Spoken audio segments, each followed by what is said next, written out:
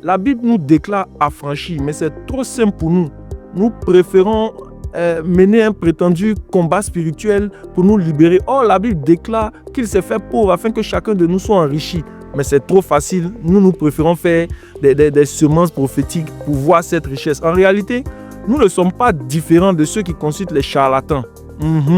Prenons cette illustration qui est simple. Est-ce que votre enfant vous obéit pour devenir votre fils? Non, il vous obéit justement parce qu'il est déjà votre enfant. Si vous dites à votre fils, si tu obéis, alors tu seras mon enfant, ce n'est plus une famille, c'est un contrat. Et Dieu ne fonctionne pas comme ça. Sous la grâce, nous n'obéissons pas pour être aimés. Nous obéissons parce que nous sommes déjà aimés. Bienvenue frères et sœurs. Je suis encore heureux de vous retrouver pour poursuivre notre numéro. Dans le précédent message, nous parlions du salut par la grâce et la protection que Dieu nous accorde gratuitement. Après cela, une autre question revient très souvent dans la vie des chrétiens.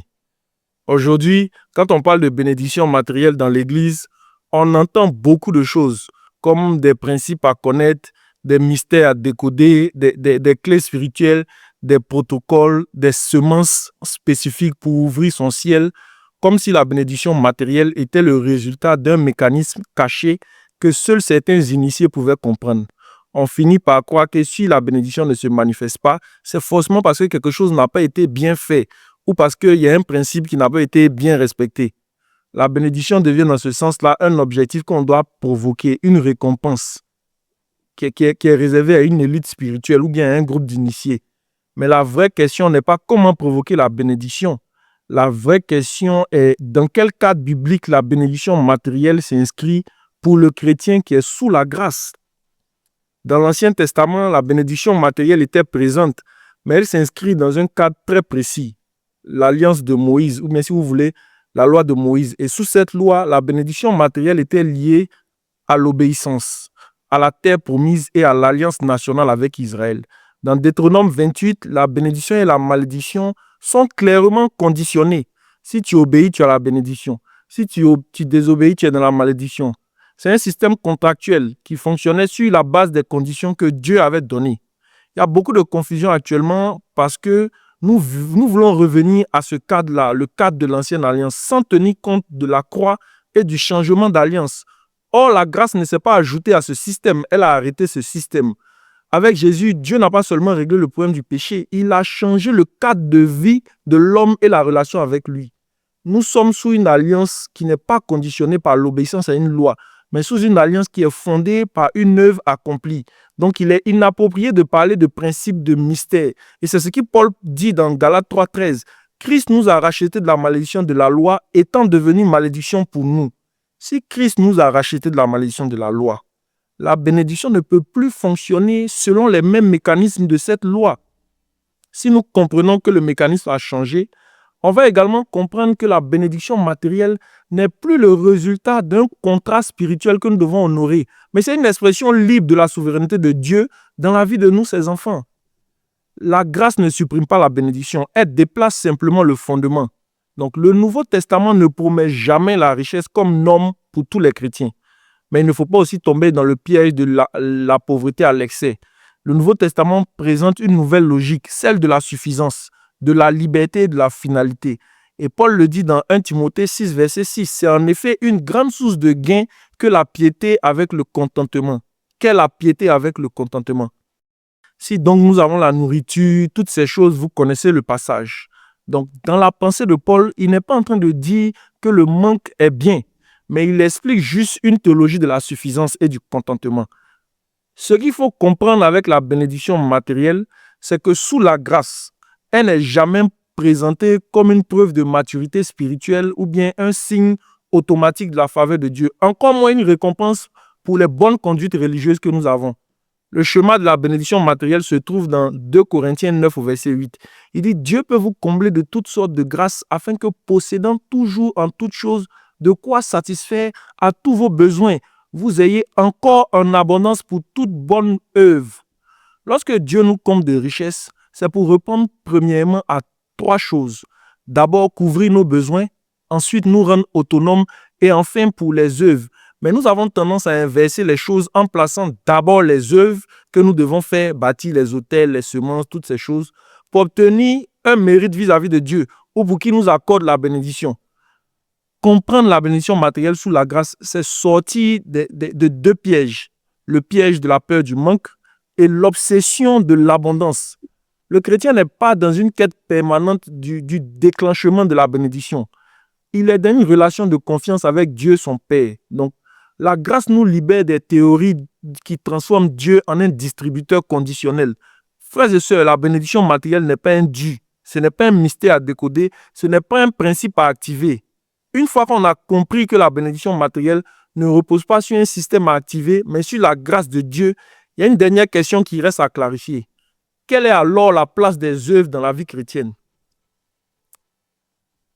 Après avoir compris le salut, la protection, la bénédiction, tout ce que nous avons cité, je voudrais que nous puissions nous poser cette dernière question.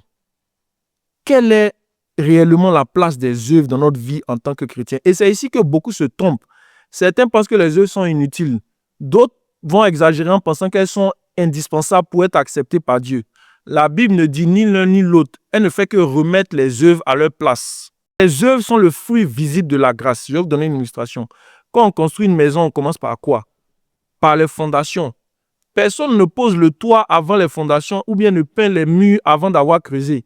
La grâce, c'est la fondation. Les œuvres, ce sont les murs, le toit, les finitions. Donc, si quelqu'un essaie de construire une maison sans fondation, elle va s'écrouler. Et si quelqu'un passe son temps à refaire les fondations chaque semaine, on ne va jamais habiter dans la maison. Et c'est exactement ce que Paul explique dans Éphésiens 2 au verset 8.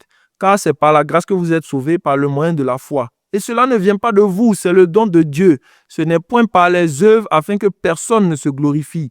Car nous sommes son ouvrage, ayant été créés en Jésus-Christ pour de bonnes œuvres que Dieu a préparées d'avance afin que nous les pratiquions. Paul est en train d'établir l'ordre des choses. La grâce d'abord, et c'est celle-ci qui crée en nous le désir des bonnes œuvres. Ce n'est pas l'inverse.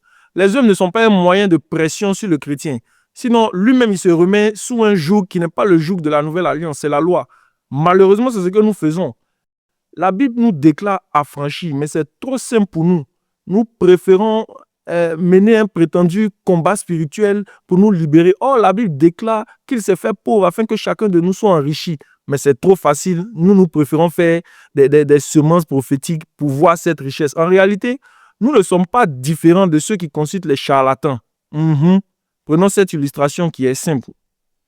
Est-ce que votre enfant vous obéit pour devenir votre fils? Non, il vous obéit justement parce qu'il est déjà votre enfant. Si vous dites à votre fils, si tu obéis, alors tu seras mon enfant, ce n'est plus une famille, c'est un contrat. Et Dieu ne fonctionne pas comme ça.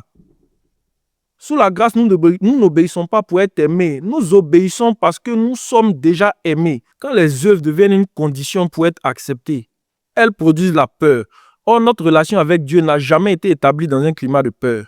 Permettez-moi de vous donner une autre illustration pour que vous compreniez très bien la nuance entre la grâce et les œuvres, pour que vous entriez dans le repos. Le désir de Dieu, c'est que nous soyons tous adossés à la grâce, non dans les œuvres à l'excès. Parce que les œuvres ne sont pas le moteur du salut. Elles sont la voiture qui avance parce qu'il y a un moteur. Tu peux pousser une voiture sans moteur, mais tu vas finir par t'épuiser. Beaucoup de chrétiens sont fatigués spirituellement parce qu'ils essaient de pousser une vie chrétienne sans moteur intérieur. La grâce est ce moteur intérieur. Lorsqu'on a bien compris la grâce, le service devient naturel. On s'engage librement, pas sous les menaces que nous entendons aujourd'hui. Et l'obéissance devient notre expression de vie. Quand Jacques dit dans Jacques 2, 17, il en est ainsi de la foi, si elle n'a pas les œuvres, elle est morte en elle-même. Il ne dit pas les œuvres sauvent. Il dit une foi vivante se voit. Paul combat ceux qui veulent être sauvés par les œuvres. Et Jacques, justement, combat ceux qui veulent parler de foi sans transformation. Ils ne se contredisent pas. Ils parlent à deux publics différents. Mais les deux défendent le même évangile. Frères et sœurs, sous la grâce, nous ne travaillons pas pour obtenir la vie. Nous travaillons parce que la vie est déjà là. Les œuvres ne sont pas pour nous une monnaie d'échange. Les œuvres sont un témoignage. Donc, quand la grâce est bien comprise, elle ne nous rend pas paresseux. Elle nous rend reconnaissants. Elle ne supprime pas également notre engagement et notre responsabilité. C'est ce qu'il faut comprendre au sujet de la grâce, frères et sœurs. Au thème de cet enseignement, une chose doit être très claire dans notre compréhension de ce qu'on appelle la grâce de Dieu. Ce n'est pas un slogan, ce n'est pas un mot qu'on va répéter dans nos chansons dans nos prédications sans mesurer la portée. La grâce même là, c'est le fondement de notre foi.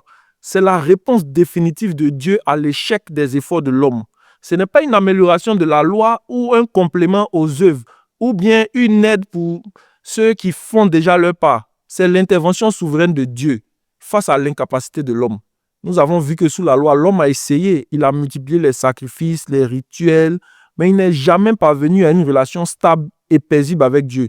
Donc la loi a révélé le péché, mais elle ne pouvait pas sauver. Les sacrifices étaient répétés parce qu'ils étaient insuffisants. Et donc, face à cette réalité, Dieu n'a pas demandé à l'homme de faire plus d'efforts. Il n'a pas ajouté de nouvelles règles. Il a pris une décision lui-même. Il a fait intervenir la grâce avec Jésus-Christ. Il n'est pas venu instaurer un nouveau système religieux, toutes ces choses dont nous parlons aujourd'hui. Il a offert une solution complète. Notre relation avec lui est rétablie, la paix est revenue, nous sommes fils et filles de Dieu. Donc le salut n'est pas seulement une promesse après la mort. Nous avons aussi compris que les œuvres ont une place, mais pas n'importe laquelle. Elles ne sont pas le fondement de notre relation avec Dieu. Elles en sont le fruit. Frères et sœurs, la grâce ne nous enlève pas la responsabilité. Elle nous libère du poids de la performance religieuse. Dieu ne cherche pas des chrétiens qui sont épuisés, qui sont inquiets, ils sont toujours dans la peur de ne pas avoir fait assez pour plaire à Dieu. Voilà pourquoi, chers serviteurs de Dieu, il est dangereux de remettre les chrétiens sous des exigences que Dieu lui-même a levées. C'est-à-dire que Dieu a levé certaines exigences et nous, en tant que serviteurs de Dieu, nous remettons ses enfants sous ces exigences. Il est important de refuser, j'insiste là-dessus, de refuser toutes les phrases qui disent « la grâce mais ».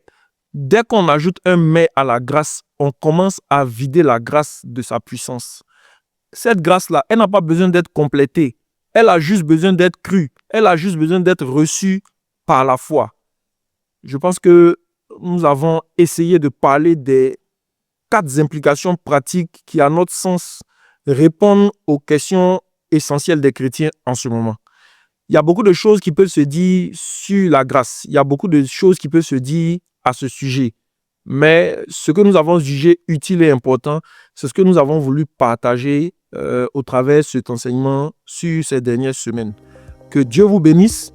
Si ce message vous a fait du bien, je vous invite à vous abonner, mais également à inviter d'autres personnes à qui vous voulez faire du bien par ce message, à s'abonner sur toutes nos plateformes Centre Emet. Nous sommes disponibles sur YouTube, sur TikTok, sur Instagram et bien sûr sur Facebook. Que Dieu vous bénisse et que cette grâce dont nous avons parlé soit votre partage à vous, à vos enfants, à vos familles, dans vos services, dans vos entreprises et dans vos commerces. Que Dieu vous bénisse en surabondance. À très bientôt.